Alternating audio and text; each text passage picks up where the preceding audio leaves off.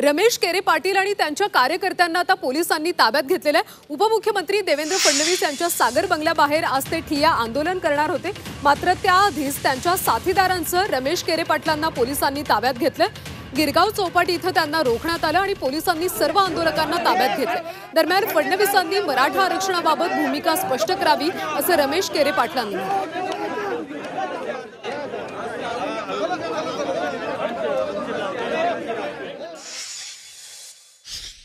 ज्या वेळेस